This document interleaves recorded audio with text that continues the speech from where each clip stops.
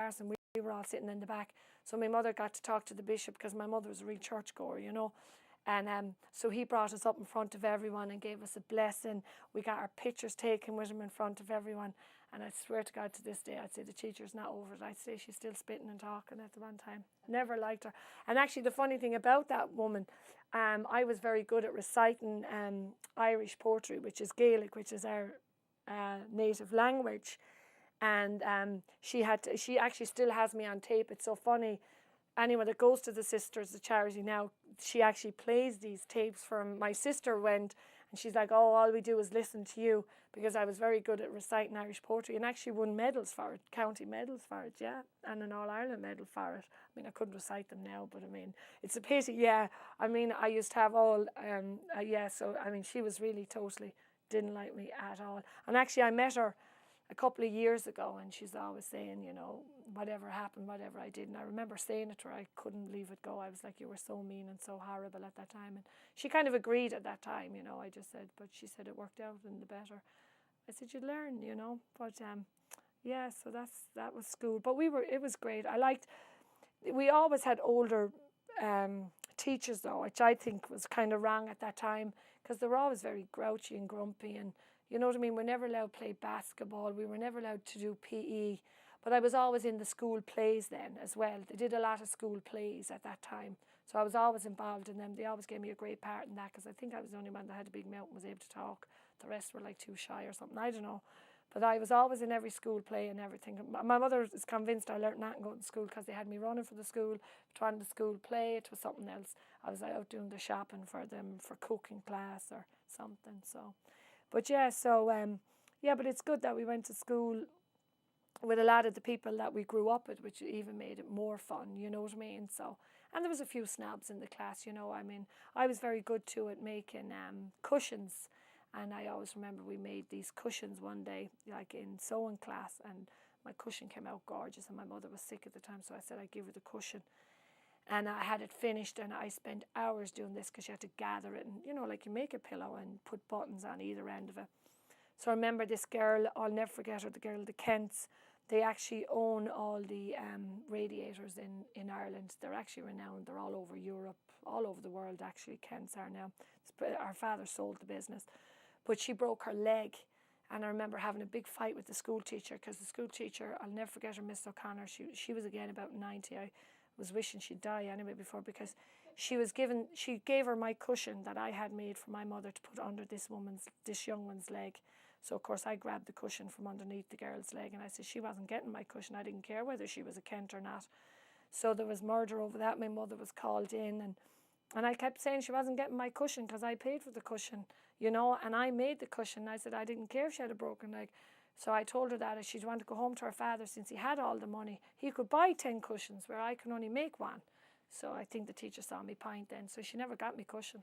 So no, Susan Kent was her name, I'll never forget that. But one teacher did tell me, all right, that I should go into politics at that time, because he said that I could have been very diplomatic about it. So yeah, but she didn't get me cushion, so I didn't care. So I don't know if she ever told her father to go, but we never got a job with them or anything like that. We didn't ask either. But I don't know what ever happened to her after that, the girl that Kent. She was a nice girl, very smart girl. But I had a lot of common sense too. She wasn't getting my cushion. So, yeah. Can we go back to the Irish language? Oh, yeah. Did you speak it at home? Oh, no, God, no, we didn't. It was so funny. We only learned to go into school. But I was just very good at it. I got into it. We only started in first class, actually, with the Irish. We weren't from an Irish-speaking family at all. My mother, no, we didn't. We just learned to go into school. That was it. And I just got into it at school, like. So were there any words that you used at home? Or no? Oh, we did. Oh, no, we'd have to, like, you know, when you're learning it, you'd have to put up signs like, you know, Dún an Doris, you'd have to close the door, and Cahir was for the chair. You'd have your signs up learning it, like. But my mother couldn't speak it because she never learnt it going to school. So, you know what I mean? So it was only for our benefit that you do all this, do you know what I mean, when you're trying to learn it. So that's what we used to do. Well, I used to do that. I thought this was great, you know what I mean? So I know what a Cahir was, the chair was, you know what I mean? So I could identify it then, so. Can you say anything in Irish for me now? You said you couldn't recite, but if you... Like, what would you want me to say? Just literally anything, or doesn't Anything matter? You want. Tá an Colin Shock a hauling our father. So What does that translate to roughly? that basically means that that girl is absolutely beautiful. Yeah, so that's what that means, yeah. But it's a pity we never kept it up at home. But now going home, there's all Irish-speaking schools all over Ireland now, even in Clonmel. Like my nieces and nephews, they all go to Irish-speaking schools now. So, I mean, generations have changed. It just goes to show you. We didn't get that opportunity, but now they're getting it. Not down the south of Ireland, like in the west of Ireland, they obviously were fluent. I think that was their first language. English is their second language, actually, whereas English was our first language. So, even though Gaelic is our native language. So, yeah. Now, switching gears, what made you decide or made you think about coming to America? Oh, I never thought about coming to America. No. I went working, I came out of school, I did my Leaving Cert, and then I did a secretarial course at that time because I was too young to come out of school. And I went working for a pharmacy. I always remember, I thought this was very funny. It goes to show you nowadays, with especially living here, the kids are so confident. I got a job. I was only about 17. I was after doing secretarial course, as I said. And I went and applied for Mr. Moran's, it's Moran's Pharmacy, or Moran's Chemist. We didn't call him pharmacy, it's just from here, but it's Moran's Chemist. And I went home and I told my mother, because I was all excited, because there was this teacher actually when we were in secondary school. It was really very nice, and she used to always say to me, you know, go out a week before everyone gets out of school and get yourself a job, because, you know, you've passed all your exams and everything. She said, you just need to get yourself a job. So I was telling her I needed a job. So she sent me up to Moran's Chemist, filled out the application at that time, and I got the job. And I went home, I'll never forget, and I was all excited. My mother was in the kitchen. Like, we only had a small back kitchen back then. And I went in and I told her where I was going working. So she told me not to bother because I'd be too stupid for that job. So, well, that's the way they were. And I was like so upset. I said, oh, no, I'll be able for that job. God bless. She said you'd poison someone or kill someone down there. I said, no, I'll work away down there. And I did. And I worked there for years until the poor man died. Now, speaking of Mr. Moran, he was absolutely a gentleman. He was a very big figurehead in Clonmel. He was the most knowledgeable person I've ever met in all my life. He knew everything. And actually, he was telling me one day, it was a very sad story. He was actually 10 when he killed his own father. They were out fishing one day, and he actually jumped, or not fishing. They were out fishing. But what happened, the father used to always have a gun with him. So what happened was he jumped into the boat and the gun went off and his father died. Yeah. But he was a very highly intelligent man. I think he's probably the only person I could ever say that I met, we'll say, at that time. Very, very interesting. He knew everything. Everybody used to come in from the town, around the town, like all the people like from the town hall, like we'll say, would come in and ask him questions about the town and the way it was built, and any businesses, like because we lived beside the river Suir, it actually always flooded. It was never done properly. And I remember one day they came in, this big development company, they were putting in Dunn Stores, which is a big department store in Ireland, and they were putting one into Clonmel, but they were putting it what they call down the Davis Road, right beside the river. And he told them not to bother because he said you'll have floods, and they used to put up flats down there. He said you're going to waste millions, and the man is right to this day.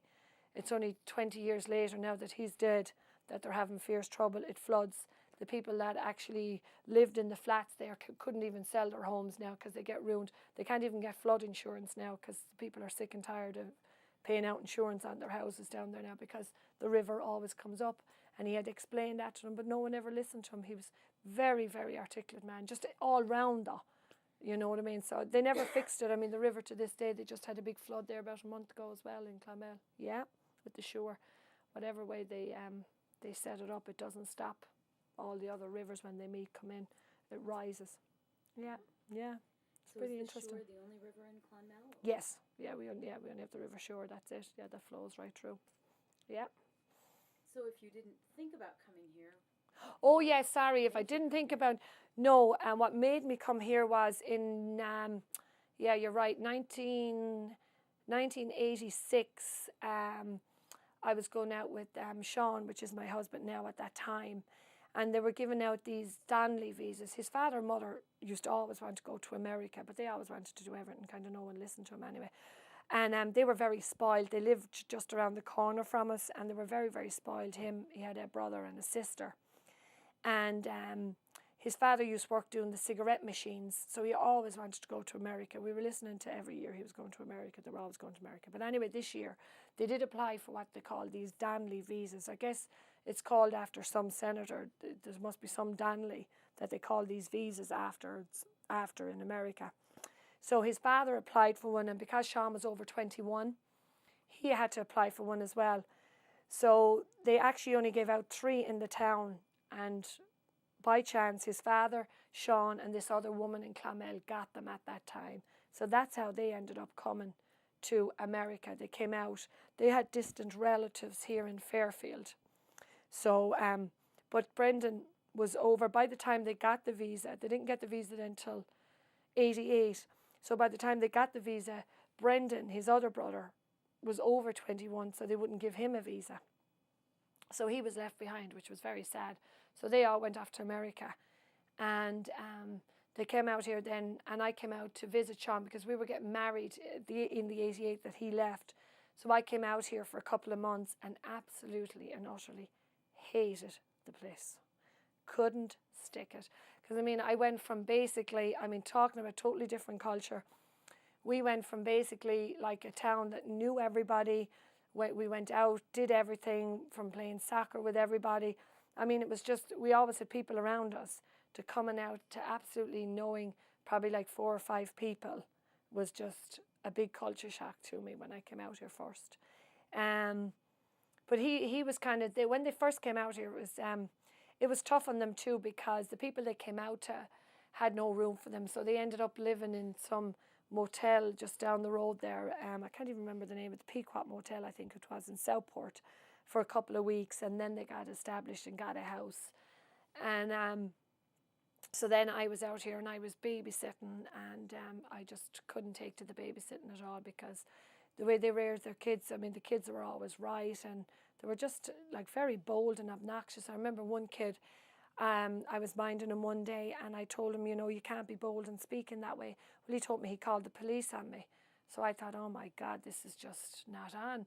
So another time then I went babysitting. I'll never forget this woman from Louisiana, and her husband was actually a professor in Fairfield U, which I was very surprised at, of course, after the fact. And I wasn't young. I mean, I came out here when I was 22. And this was only in 88, and this is only for 6 months now I came out for. And I went babysitting for her, and she lived in a condominium complex, which I found out later that's what they call it. So she told me to bring the kids for a walk, so I did. But what happened was my husband drove me there. I had been there the day before, and she loved me and trusted me, and she, you know what I mean, the 9 yards. So the next day I went there, and there was no car required there, you know, to be driving the kids around. And my husband took the car, so he dropped me there. So I was bringing the kids around the complex, which she told me to do, and she went to the shop. So on my way back, I met this woman, and she was admiring a jumper I had on me at the time. It was an Irish jumper. The Aran knitted jumpers, I'll never forget it. And she lived next door to this woman, and we were talking. I was telling her how I was minding her kids, and the kids were lovely now. But anyway, and on my way back, if 10 minutes lapsed, I'd be exaggerating. We'll say 15, just to make the story good. I come back, and I see the father, you know, who's running in, and I'm getting closer to the house, and I heard the neighbour saying to me, she happened to be Irish, she said, "Where were you with the kids?" And I said, "Oh, we were walking." I thought she was asking me. I said, "Oh, we were walking around." I'm explaining myself like that. I always have to feel I can't say it in one sentence, it has to be 10. And so I'm getting closer, and I see one police car, and I said, "Oh, God help us, somebody must have died or whatever." I didn't know why did they bring police around? I didn't know. So then there was 2 police cars, there was 3, there was fire brigades, and there was everything. I was like, God, geez, I didn't see any smoke. I mean, looking up, couldn't see nothing. I didn't know what was going on. So as I got closer to the house, this policeman was walking towards me, and I still wasn't getting it. And I was like, oh God. And then it was only then the penny dropped. I'm like, they got to be joking me. They thought I took their kids. Oh yeah. So the policeman, as they call him here, came, and he just said to me, "Look," he says, we've called your house. We knew your husband was at home. He explained about the car. And I said, she thought I took her kids. You got to be joking me. And he's like, yeah. Now, first of all, number one, I was illegal in the country at the time. And number two, this cop was very, very nice. He said, you know, don't worry about it. But he said, I just need to see your driver's license, blah, blah, blah. I said, my handbag is inside in the house. I said, and so are my keys, and so are my sunglasses. So I said, I don't know where she went. So what annoyed me to this day about the woman, when I got closer, she was crying. She's like, oh, I'm so sorry. Well, I ripped her a new one. I said, you know what? I said, I'm only in this country a couple of weeks, couple of months, whatever I was. And I said, I've never met anyone like you. I said, you all lie in this country. I said, I thought you told me yesterday you loved me, you trusted me. You know, I said, in Ireland, I said, we work very hard for our integrity and our character. And I said, you could take that and all, I said, of 2 seconds here. I said, that's the scary part, I said. And the policeman agreed with me. She did not apologise to this day. She felt compelled that she had to pay me, but I told her to keep her money. That I said, you know, I was worth a lot more than her dollars could ever pay. And I just walked off. And her husband, who was a professor, had the kids. He didn't even look up. He was showing the kids the fire engine at that time. And I just remember the cop even saying it. He said, God, he said, don't ever, he said, babysit, he said, for anyone you don't know again. And the funny thing was, I never would. But what happened was, it was in the Fairfield State and it was near my house. And that was the only reason why I did it. So that was the end of my babysitting. I thought, no, that's it. Yeah, that was my babysitting career right there.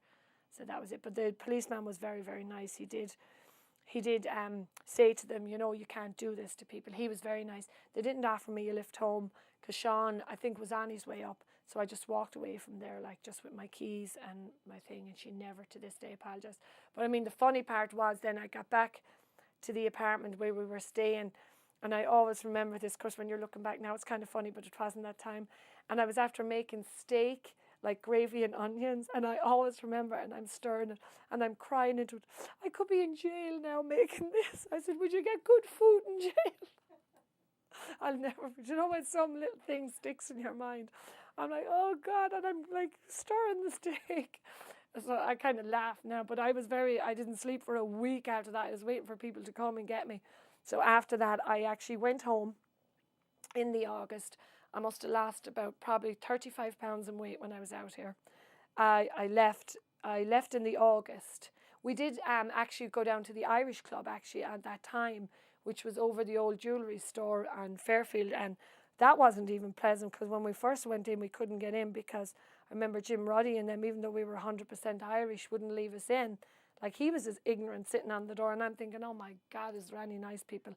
But mind you, though, when we did get inside the door after, like, you know, I'd say you get into Fort Knox easier, but by the time we did get inside the club, they were much nicer people. I mean, I remember Molly at that time was introducing us. She came over and asked us where were we from, and she asked us what county we were from, and then she brought over like Tony Kelly and a few people that were kind of from around that area, and Mary and Frank O'Driscoll, they were from Waterford, he was from Dublin. So we got to meet all those people, and then was really very, very nice. So that was better when we got over the shock of going up the stairs, meeting these two people, and then you go in, it was like totally different world.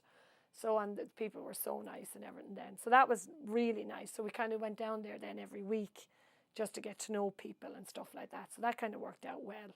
But then, as I say, I went home in August then, and I applied for my visa and then came back out in 1990 permanently then. So that's when I came out. So that's why I'm out here, because of my husband.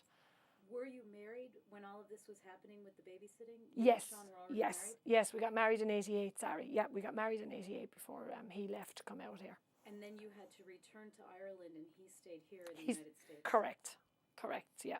He stayed here, which I was very glad to leave and say, see you later. I walked back into my job, actually. It was very funny. I worked for McMahon's. It was a beautiful shoe store at home. And he gave me 6 months leave of absence. So I left here on the Thursday and got back home Friday and went back to work on Saturday at home. So, yeah. Did you ever think about not coming back to the United States? At that point, I didn't even want to think about the United States. I was just glad to be at home. And I didn't care at that point whether I got my visa or not. So, like, I mean, when the year went by, it was better. Because then I was kind of ready again when I came out, like, with my own green card. Like, I came out then permanently and as a residence. so I could apply for other jobs. So I think that was kind of a big factor.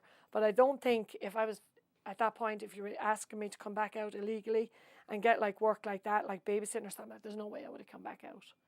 I think that's why I went home, because I couldn't do that again. Do you know what I mean? So I was delighted to come back out, and that way I knew I'd be better off in a work environment as opposed to be a babysitting environment. So, yeah. Do you have children? Oh, I do, yeah. I have one. Yeah, Cassandra. Yeah.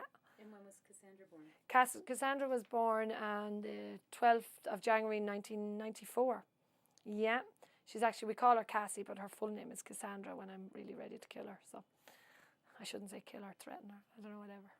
Belt her. So. Back to immigration. An hour. I did an hour already, didn't I? An hour and 10 minutes. Okay, ready to go? Okay. All right, and tape's rolling. Okay, well, earlier you mentioned you're from Clonmel, Jude. Just to specify, in which county is Clonmel? In County Tipperary.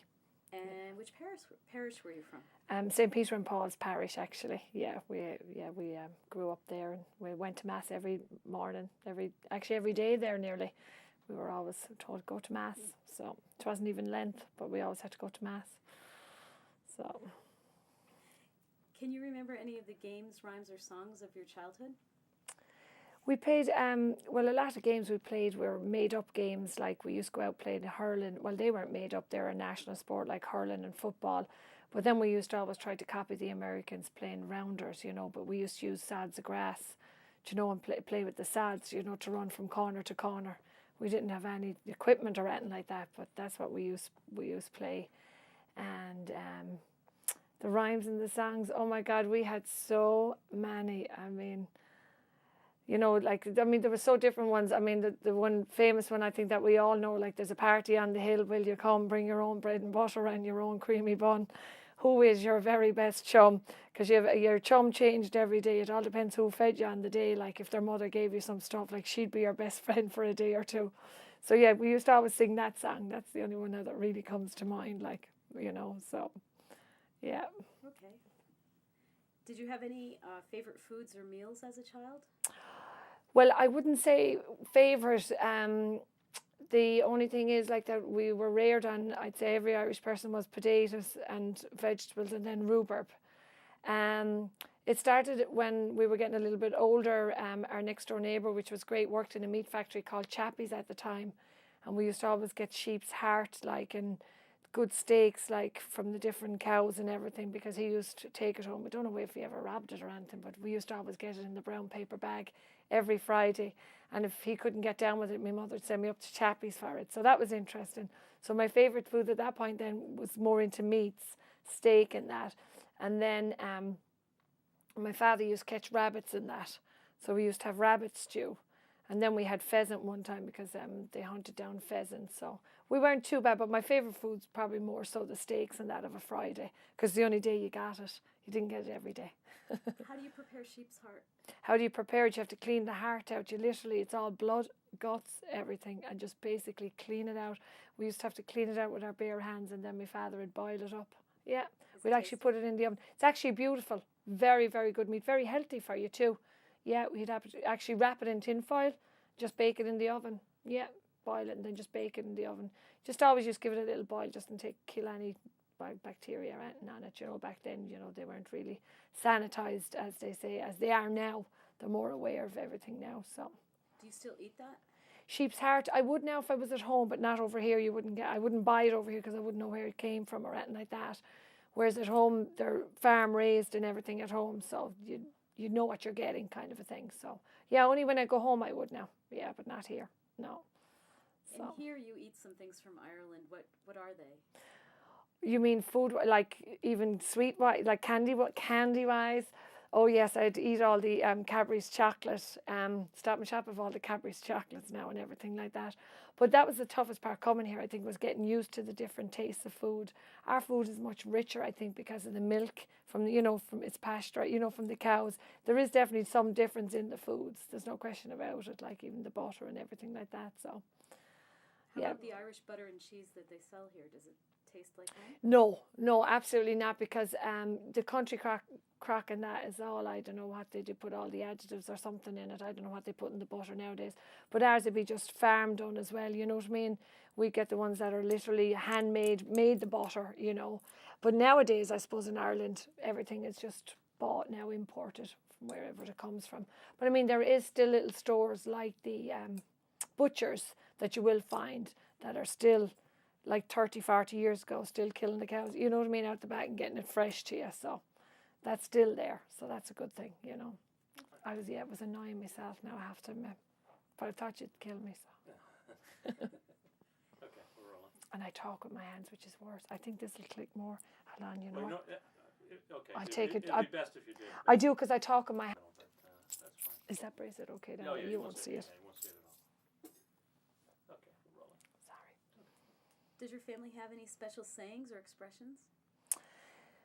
Oh, we've a lot of expressions. Well, my mother's great expression was she was always going to kill us, but that day never came, which was kind of a very good thing. And she'd always be running around like giving us clatters, you know. That was her big thing as well. Like you get a clatter, which means you get a slap, but to her it's like you get a clatter, like so. But that was her biggest saying, like. But she was always ready to kill us. That was, which you have to be very careful of course, nowadays, you know. I mean, they didn't intentionally, weren't going to kill us, obviously, but they used to always say that, like, you'd always going to get killed for something, like, you know. So, but we never did. We're still here. Lucky.